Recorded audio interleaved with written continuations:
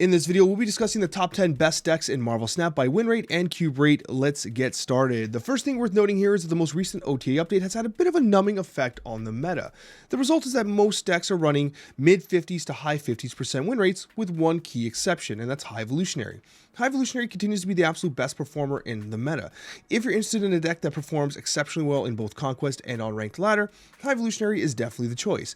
In this video, we're going to be discussing two different High Evolutionary decks, but the first one is the one that you've probably seen the most of, which is Doomwave Evolved. Essentially, the recently buffed Dr. Doom is making waves once again with, will you believe it, it's Wave.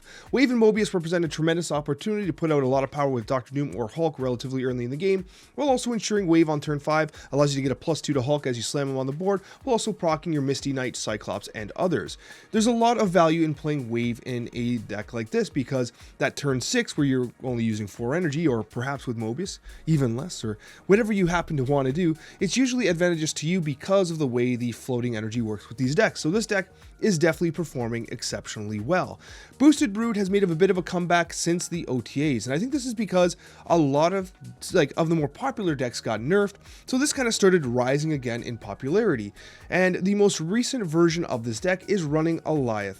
Now, I know a lot of people, Alioth is a relatively controversial card because of its immensely powerful effect, but overall, Alioth is a relatively powerful card in the meta, and you're seeing it being used in Boosted Brood. Running a 57% win rate, it's a solid card in a solid deck, and it's doing work. And then we go to the next deck, which is Shuri Sauron at a 57% win rate. Now, the Kitty Pryde version of this deck has dropped all the way to a 53-54% win rate. It's no longer the preferred way of playing because, well, that power loss on Kitty Pryde destroys its interaction with Shuri, even if you manage to get like a Hulk Buster on it. So very notable there. So this is now the best version of Shuri and Sauron. And quite frankly, it's just still an extremely consistent deck. It's extremely consistent, 57% win rate, very clean winning lines, especially with Vision in the deck now. So this is one that has a very straightforward play pattern. It's one of the least expensive decks in the meta, so if you're relatively new to the game, you might have most of these components without any Series 4 or 5 cards. And then we have the highest win rate deck of the week, and this is Debuff Evolutionary. As I mentioned prior, High Evolutionary continues to be the absolute best archetype as a whole, and this particular version is edging out the Doomwave version by just a couple percent. What you've got here is the inclusion of Shocker, which I really like. You have the tech of Enchantress, but what really makes this deck spicy is, of course, the Scorpion and Spider-Woman. This matches favorably against a lot of different matchups, but horribly against other High Evolutionary players that are playing Luke Cage. Bear that in mind. And as Man-Thing might be a meta-relevant card in a few weeks, Luke Cage is going to be a much more popular kind of choice as a tech card in many decks, resulting in this deck probably coming down in win rate. So if you want to play something a little unique, try this. But as Luke Cage gains in popularity, you're going to see this card, in this deck, drop in win rate. C5. Now, C5 has had a lot of press lately because of the potential interaction with the newly nerfed Galactus, and I hate to say it, that Galactus just doesn't work in this deck. It doesn't feel particularly well. The win rate stays at about a 55% win rate. It's actually down since last week, but it still represents a pretty solid deck. And what I will say, it's just fun to play. C5 is a lot of fun to play. So if you're looking for something a little different, this is what you want to play. If you have Stegron, Stegron's a really good sub for Enchantress or whatever else you want to sub, to be honest. Stegron is just fun to play. You don't get a lot of options and opportunities to play Steggy. So if you get that chance, he's fun in C5. But C5, a 55% win rate, a little down off last week. Now, She-Not, we talked a lot about in prior videos, but not last week, because She-Not has actually dropped a lot in popularity. But I want to bring it up again because it's still running a 56% win rate, but it's not seeing a lot of play. I think that on the ladder, you might be able to catch a lot of people by surprise with a snap into Leech. Magic is obviously advantageous with the Infinite. People are not teching for the Magic play anymore. Legion is not as popular, so you can protect the Magic location with Cosmo. Ultimately, it's still running a good win rate. It is a little down since it was the last few weeks, but overall, She-Not is still very consistent deck in the meta, 56% win rate. It's an option that is kind of falling out of popularity. Now, I want to talk about Deadpool here because last week, we didn't talk about Destroy, and it's kind of funny. It's still running about a 5% meta share, and it's extremely popular, and this is by far the most popular list, but it's running a 54% win rate, which I think is on the lower end for these top style decks.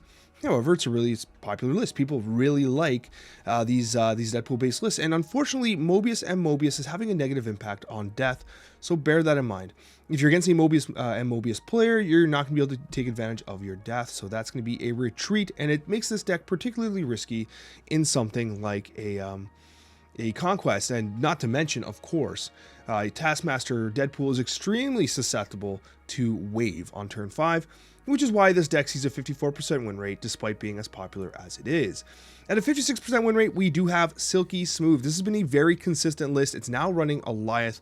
The Arrow has been a relatively recent addition. We did see some experimentation with Arrow in the past, but now it's become a much more solidified version of this deck, and ultimately the highest win rate version of this deck. So anytime Wave is very popular, Arrow gains in popularity, and that's exactly what you're seeing here.